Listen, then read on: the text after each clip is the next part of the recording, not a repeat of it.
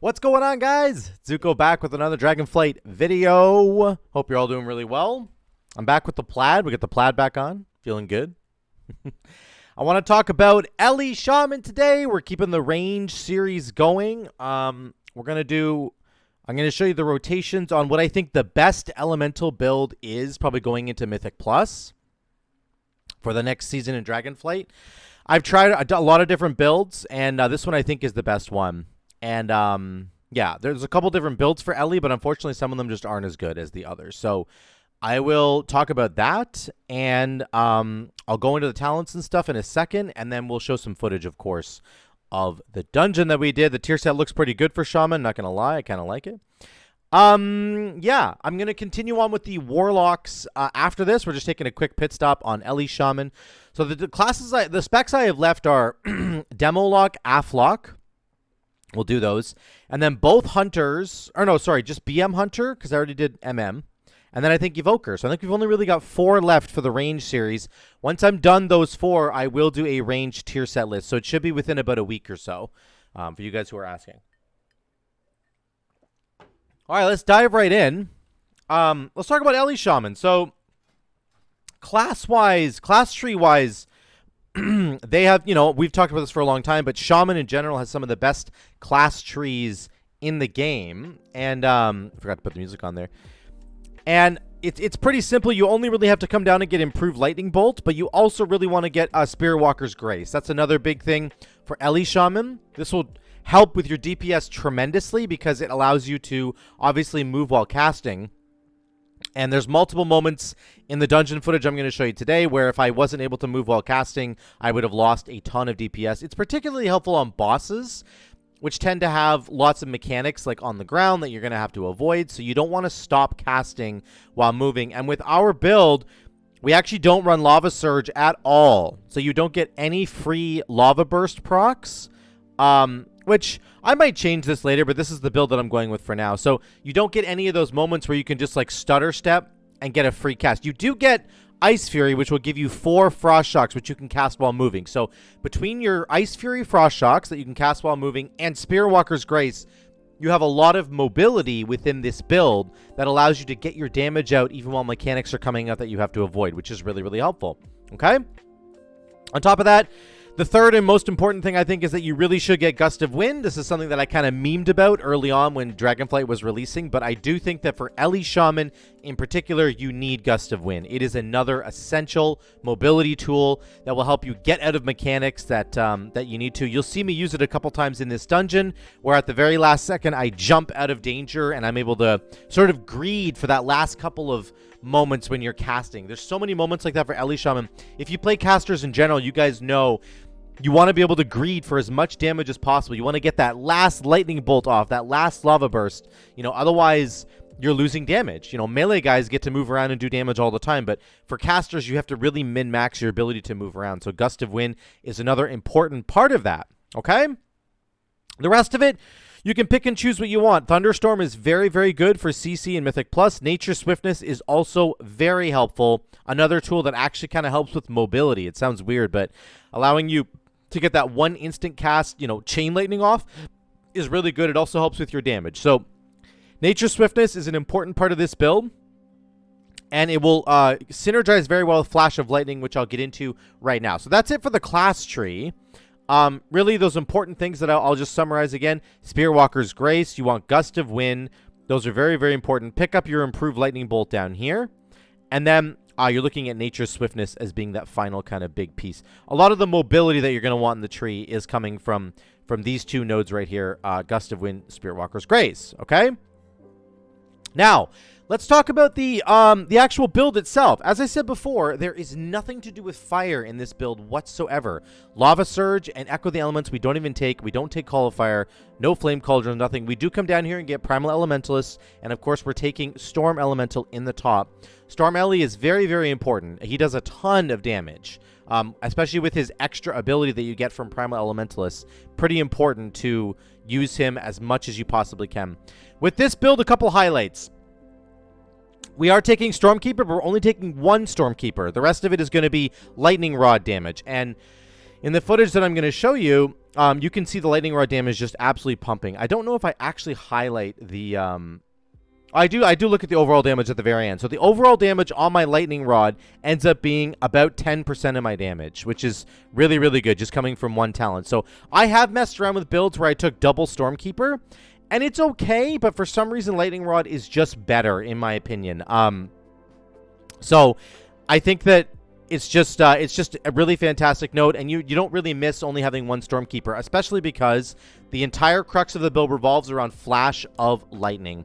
Casting Lightning Bolt or Chain Lightning reduces the cooldown of your nature spells. What does that mean? That means Storm Elemental. It reduces the cooldown on Storm Elemental. It reduces the cooldown on Stormkeeper. It reduces the cooldown on Nature's Swiftness. Okay? It's huge. This is so huge here, the way that this functions. So what it also means is you don't ever want to be pressing Lava Burst, which is why I don't take Lava Surge, I don't take Echo of the Elements. You need to be casting Lightning Bolt on your single target enemy. And you want to be casting Chain Lightning on AoE all the freaking time, as much as you possibly can, because it will reduce the cooldown of all of your other abilities, and that's really, really important. On top of that, there's a couple of other spicy things in this build. We do take Elemental Blast. I've done a lot of testing with Earthshock builds, guys, and I'm telling you that Ele Blast is just better. You're just going to have to get used to casting Ele Blast. It's annoying because we're used to Earthshock being instant cast, and that is very, very cool, but Elemental Blast just does way too much extra damage, and it ends up being... the extra stats that you get from it are also huge. About 3 or 4 weeks ago, maybe 3 weeks ago now, they buffed Elemental Blast's stat gain, so you instead of getting 3% crit or haste... or mastery, sorry, 3% crit or haste, you now get 6% crit or haste. Mastery used to be like 5%, now it's 11%. So they've doubled the values on Ele Blast's stat game, which is really, really huge. And it just does so much more damage than Earthshock does. I can't tell you how good it is. So it's really, really strong. We don't run Echoes of the Great Summoning with this build, so if you were scared that you're going to have to run Echoes, you don't have to. I do think that the Echoes build is still very, very strong in Mythic Plus and might end up being the go-to build, but I'm telling you, you can run this build without Echoes and you will do tons of damage as well. Okay, so don't worry about that. The last two things in this build, we are running Ice Fury with Electrified Shocks. This ends up doing a significant amount of damage. Your Frost Shock, by the end of the dungeon run that I do, that I'm going to show you here, I ended up doing 12% of my damage as Frost Shock. That tells you how strong Electrified Shocks is. It's really, really, really good. So it does only do cleave damage. It only hits 4 targets, but man, does it hit those 4 targets hard. So basically, if you're in like a big uncapped AoE situation, like you have 10 enemies or something, you want to be pressing Chain Lightning and you want to be pressing Earthquake. You know, that's what you need to be doing. Chain Lightning into Earthquake is going to be much better. But once the enemies start to die off, you want to weave in the Ice Fury and start getting those the Frost Shocks there, okay? The only problem with this build revolves around Power of the Maelstrom and Master of the Elements. There isn't any other talents that you can take that will be better than Master of the Elements. So what I'm thinking you should do is, realistically, when you're in a single target situation, you want to be pressing Lava Burst to get the 20% bonus to your next Nature, Physical, or Frost spell. Ideally, you want to do Lava Burst into Ele Blast. So you're going to have to work on how to weave that in, but on AoE situations, like, you're never taking advantage of Master of the Elements because it just is a DPS loss to stop and press Lava Burst. It just is. So this is the part of the build where you could potentially move some stuff around, but you need to take Master of the Elements in order to get to Primal Elementals. That's the problem.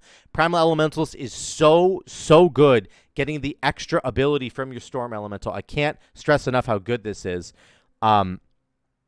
So, yeah, I just think, like, you don't really have a choice here. You need to go get Primal Elementals. That's just the bottom line. So, you're maybe potentially wasting some talents here, but there's no way to get around it. Finally, last but not least, you're going to get Mountains Will Fall, which causes Ele Blast and Earthquake to trigger your Mastery Overload at 50% effectiveness. So, let's see what the rotation actually looks like. I will show you guys right here. There's Gust of Wind there. So, on a big AoE pack, or basically once you get to like 3 or 4 targets, you want to pop Storm Elemental. I mean, you want to pop Storm Elemental on cooldown. Let me be clear about that. But if you could pop it, and there's like only a couple of enemies left in a pack, you don't really want to press it. You want to wait until you've got the next AoE pack coming up because it'll do way more damage. So you'd pop Storm Elemental after casting Stormkeeper. So we're gonna go Stormkeeper into Storm Ele, and then you're just gonna blast. You don't have to worry about Echoes of the Great Sundering, so if you get Aftershock procs on your Earthquake, you want to just layer those Earthquakes one after the other, okay? Stormkeeper into Storm Ele. Then we go Chain Lightning. As soon as your Storm Ele does his special ability, press Tempest over here. Make sure you press Tempest. You're probably going to want to macro this. Macro this to something, okay? That's what you're going to want to be doing. Then you want to press Chain Lightning as much as possible. We're not going to worry about Ice Fury for now because realistically you're getting more value out of pressing your Chain Lightning. Look at how many Lightning Rods are triggering right now. Lightning Rod, Lightning Rod, Lightning Rod. You can see the damage. We're sustaining 100k DPS on 4 targets. That's pretty insane right there. And that's how the build's going to look. Now, once your Storm Elemental falls off, then you can go into some Ice Fury stuff. And it's very, very good.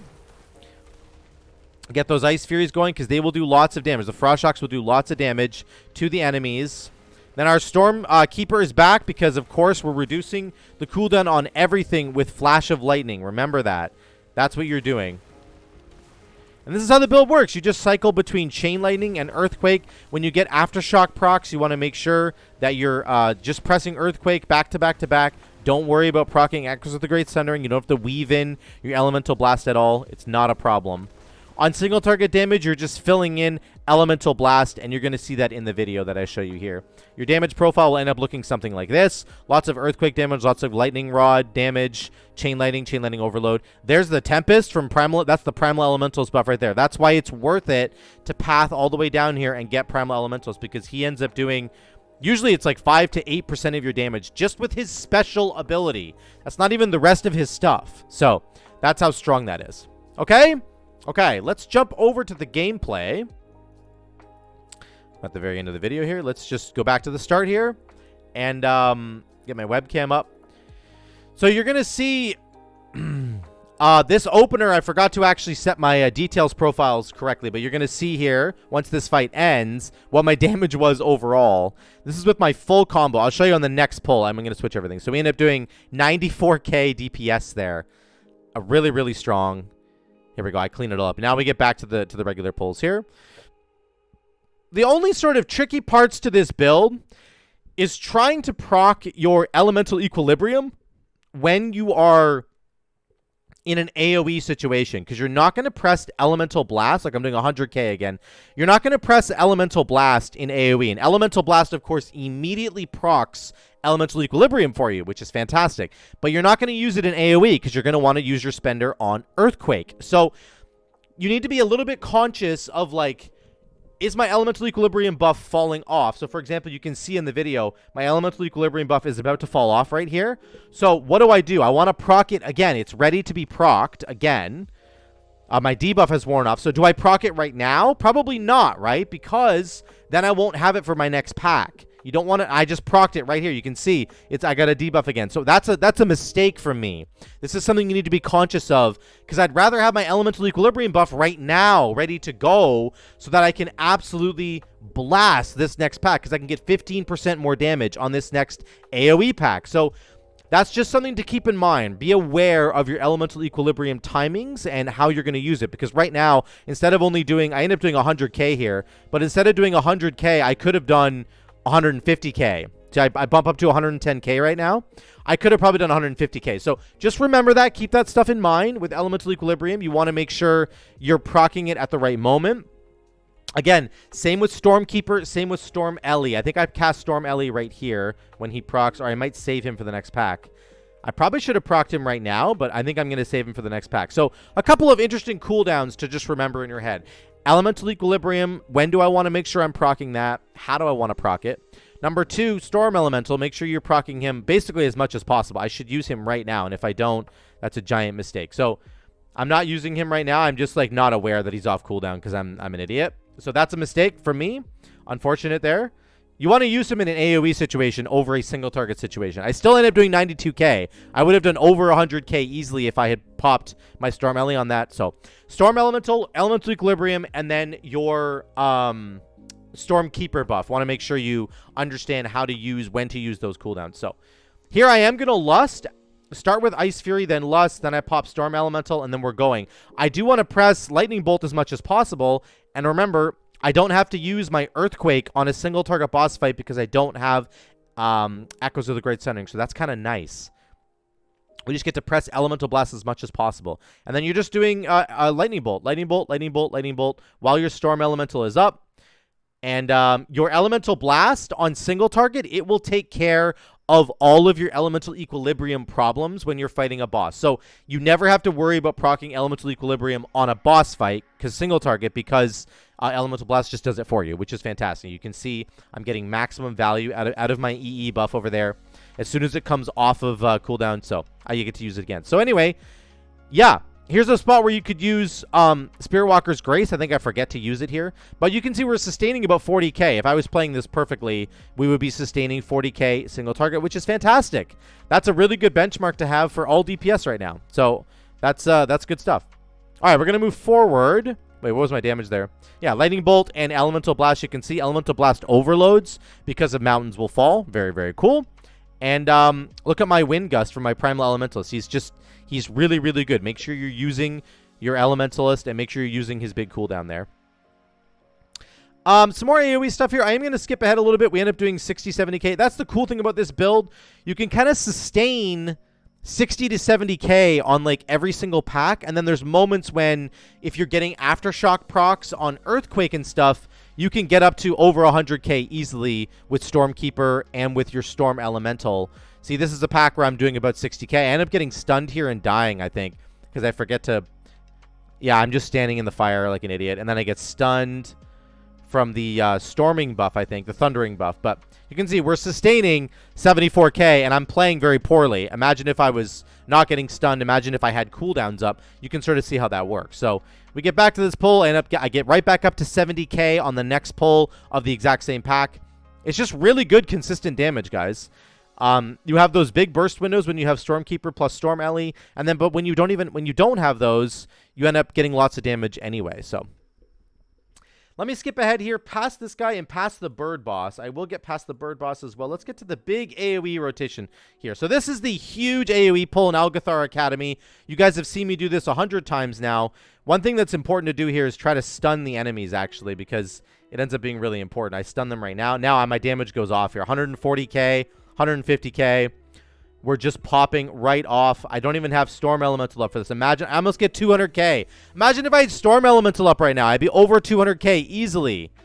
So, lots of damage from Elemental Shaman. It still retains that ability to just pump AoE damage in big uncapped situations, and it has lots of mobility now because of, I end up standing in bad there, because of Ice Fury giving you those Frost Shocks, and the Frost Shocks allow you to cleave, but they're also instant cast. That's really the important thing there. So here's a pull where I do have Stormkeeper up. I think I use it right now, and then I use Storm Elemental, I think. Yeah, right here. So we're doing 123k. Do I pop Storm Ellie or not? Again, I'm not playing this well, guys. There it goes. Storm Elemental comes out. I think I forget to use his big abilities, so you can see his big gust ability is actually over here. I'm sorry, it's buried behind my camera. Over here is my pet stuff. I should move that up above my bars, but he's got an ability that's off cooldown there.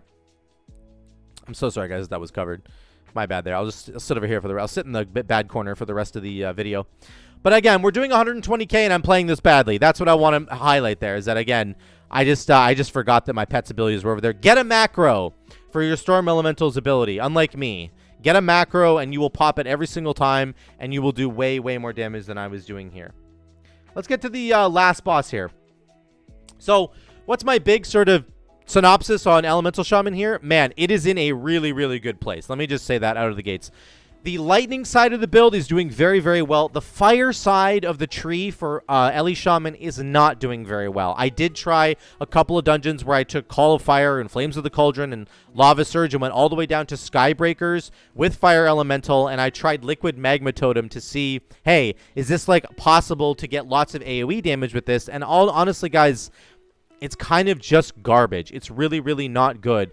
I tried weaving in instant cast Lava Burst to get the Master of the Elements buff and then spend it on Earthquake so that you could get lots of Earthquake damage. It just really feels like it falls short, and I was really frustrated with that. I'm going to put more time into it, absolutely, but like I just feel like right now it's not in a good place. And even though they actually recently buffed the fire stuff, they buffed it like yesterday. And I know some of you guys are going to be yelling about that. Well, Zuko, they buffed all the fire spells. I literally tried the fire build yesterday, right after the buffs, and it didn't feel very good. It certainly didn't feel as good as this lightning build does. So, but the lightning build feels really, really good. Elemental Blast is a must-take.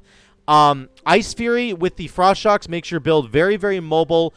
Primal Elementalist makes your Storm Elemental do crazy amounts of damage with his Wind Gust.